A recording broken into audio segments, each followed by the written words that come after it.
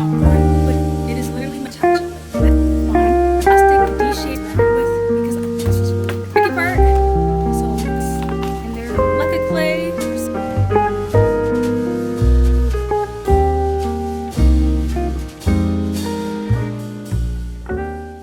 Hi guys, it's Shay, and I just finished a video on putting my Monstera Addisonii onto moss poles, and now I have these lemon lime philodendrons that I got from Canadian Tire for $4.99.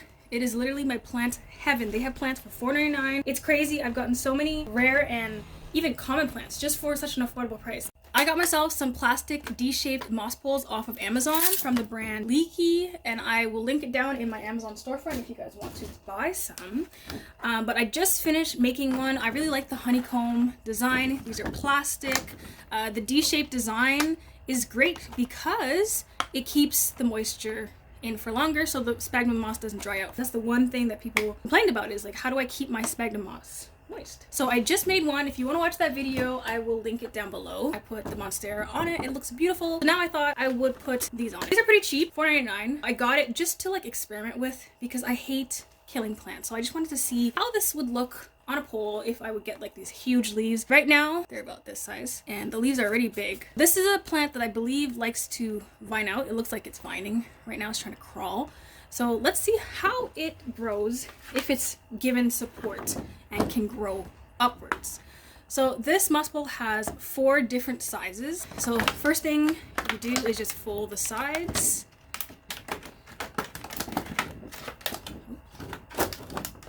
So just fold it over like this. It was actually, the first one is always difficult. So the first one I just did, that took a lot of troubleshooting, but I think I got the hang of it.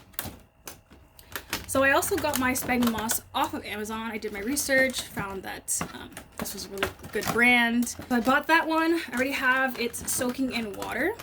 I actually kept it in a container with the lid closed, and I guess it got too moist. It's been hot the last couple days, and it started to grow mold. So I just soaked it with water, sprayed it with some neem, and hopefully that should be okay.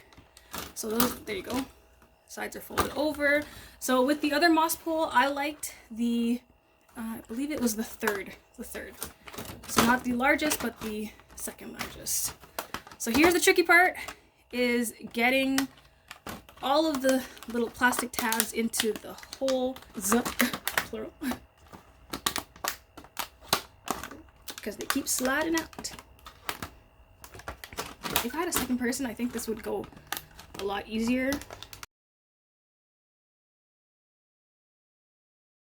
Now we have this plastic D-shaped moss pole ready to go. It's supposed to help retain the moisture. So this back part has no holes, so the moss will be facing this way. This is the only ventilation hole minus the top and bottom.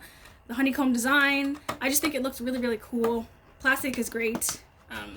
Really cheap and affordable option if you want to use a moss pole. I'm not sponsored or anything. I'm just trying to give you guys like really good products. And when I find something good after I've done so much research, I want to make sure that you guys have those options, you know? You don't gatekeep over here. I have a little container here. So what I'm going to do is take a chopstick and I'm going to remove the soil from this, because I noticed that the soil from the nursery is usually just not the greatest quality. I'm not gonna lie to you. They just use peat moss to get it to grow as quickly as possible because they want it to be sold as quickly as possible. So it's up to you to repot. And as you can see, the soil that they use is just regular potting soil. Perlite, there's nothing in it. I prefer my soil to be a lot more draining. That way I can avoid issues of root rot, because if the soil is just retaining all this water that you give it, it's going to be wet for too long and most likely kill the plant. Look at those roots. It's looking nice and healthy. So I actually had went on a trip and I left these, and I thought I watered it enough, and then I came back and they kind of turned a little bit pale, so I think they were just needing some water. So I'll put this on the side. I think I will put 2 in 1 pot. So yeah, so look, this is just the soil that they gave you from the nursery. I like to make my own mix, put some like nice chunks in there. Willow bark. Okay, so this one is actually really dry. This one needs water.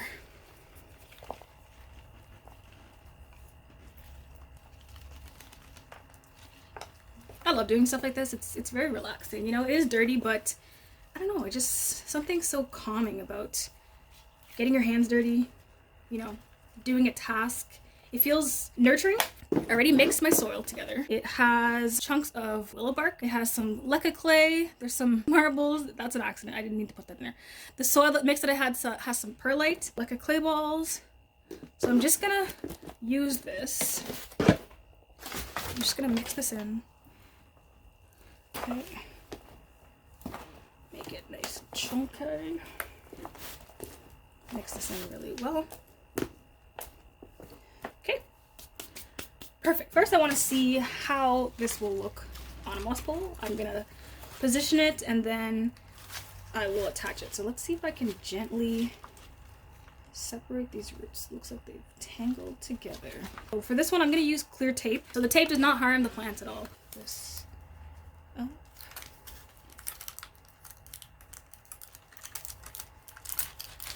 So I want the arrow roots to grow into the moss. So I'm just kind of forcing it to grow along this. These are already kind of like curling. They don't know which direction to face. I've actually come to love philodendrons. They're just beautiful. You can grow them to climb or to trail. Just think they look great. Beautiful leaves.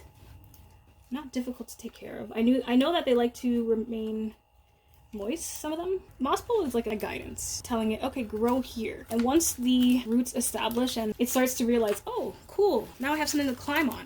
Then it starts to climb, the leaves get bigger because it is going to be reaching for the sunlight, which is up. So I want to make this a little bit fuller, and I think I will put, what do you guys think? Put 2 on.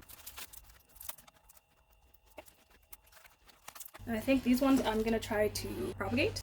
It's a little bit dirty, but that's what we got right now. Let's fill up this moss pole and let's see what happens. I'm so sorry, guys. Apparently my microphone was off this entire time. All right, so this is what we have for the moss pole. This is what it is looking like. So now I'm going to fill the bottom with some soil and rocks just to make it a bit heavier. Shove it in there. Who else finds these type of videos relaxing? Watch them repot things, just even doing plant chores. My microphone actually did not record any audio, which is so annoying, but it's okay. So I was just placing the moss pole into the pot and filling around it with dirt. I want to make sure that it is sturdy, it's not going to fall over. See, the thing that I love about the moss poles is that you actually don't even need to repot the pot at the bottom, because ideally what's going to happen is the arrow roots are going to grow into the moss, into the pole, and then you can even like propagate it. You could chop it, propagate it, and that just saves you from repotting. Because I always thought, I'm like, why are people using these tiny pots? Like, aren't they gonna have to repot it in a couple months? Nope, you're good. So now I had prepared the sphagnum moss, so I was soaking it in water. So now I'm just squeezing out the excess water and then pulling it apart to make sure it is nice and not compacted. So I want some airflow. If it's too compacted, then you're gonna get things like root rot and other issues. So I want to make sure this is nice and airy. So I didn't fill the pole all the way because I wanted it to just be just about halfway, just to encourage the plant to grow roots into it. So I'm using this ceramic pot. I got it at the dollar store. It is so cute. It's aesthetic. So here's the final product. What do you guys think? I cannot wait to see how this plant grows, and I'll update you later. If you like this video, make sure you subscribe, and I'll see you in the next video. Bye, guys.